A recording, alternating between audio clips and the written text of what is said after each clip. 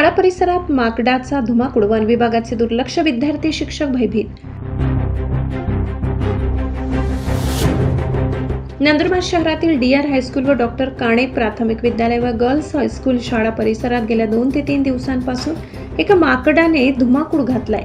हे माकड दिवसभर शाळेच्या आवारात फिरत असल्याने विद्यार्थ्यांसह शिक्षकांमध्ये भीतीचे वातावरण आहे। वारंवार सूचना देऊनही वन विभागाकडून कोणतीही ठोस कार्यवाही न झाल्याने संताप व्यक्त होत आहे। आज पुन्हा शाळेत माकडाने उच्छाद मांडलाय।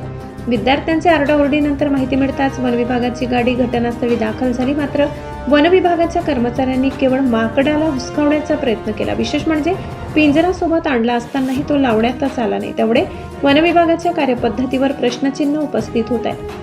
शाळा परिसरात लहान मुले असल्याने माकड कोणावरही हल्ला करू शकते अशी भीती पालक आणि शिक्षकांना आहे। गेल्या 3 दिवसांपासून वारंवार तक्रारी करूनही वन विभाग याकडे दुर्लक्ष करत असल्याचा आरोप करण्यात आलाय।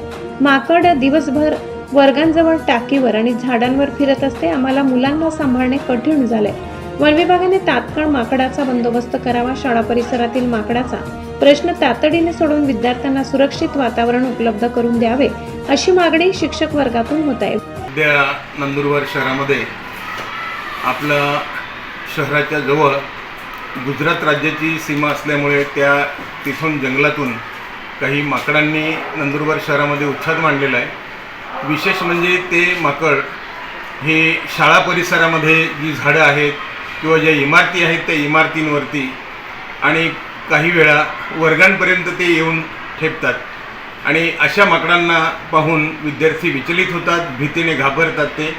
आणि एखाद्या वेळी त्या माकडाने काही चावा घेतला तर त्या भीतीने पालकसुद्धा भयभीत झालेले आहेत। म्हणून काही पालक विद्यार्थ्यांना शाळेमध्ये पाठवण्यास थोडे मागे पुढे पाहत आहेत, काही पालक पाठवून देत आहेत। परंतु अशा रीतीने या शहरामध्ये जे माकडांनी धुमाकूळ घातलेला आहे या माकडांचा त्वरित बंदोबस्त करावा आणि तो बंदोबस्त करून सर्व पालकांना आणि विद्यार्थ्यांना आणि शाळेतील सर्व शिक्षक बंधू भगिनींना सर्वांना निश्चिंत करावं अशी मागणी मी वन विभागाच्या माननीय अधिकाऱ्यांना करतोय। त्यांनी या सूचनेची दखल घ्यावी असं मी विनंती करतो आणि यापुढे असे हिंस्र पशु ज्यावेळी शहरामध्ये येतील तर वेळोवेळी बंदोबस्त करून आम्हाला सहकार्य करावं। धन्यवाद। या माकडांमुळे जे काही शहरामध्ये माकडं आलेली आहेत या माकडांनी डीआर हायस्कूल आणि गर्ल्स हायस्कूल तसेच डॉक्टर काणे विद्यामंदिर, बालमंदिर असे जे लहान लहान मुलं ज्या शाळेमध्ये शिकत आहेत या परिसरामध्ये हे माकड परिणाम जो विद्यार्थ्यांवरती होतोय माकडामुळे, तर विशेषतः ही माकड शाळा सुटण्याच्या वेळेला कधी मध्यसुटीमध्ये विद्यार्थी डबे खाताना ही माकड येऊन या ठिकाणी दहशत निर्माण करत आहे आणि आम्हाला गेल्या 2-3 दिवसापासून हा त्रास होत आहे।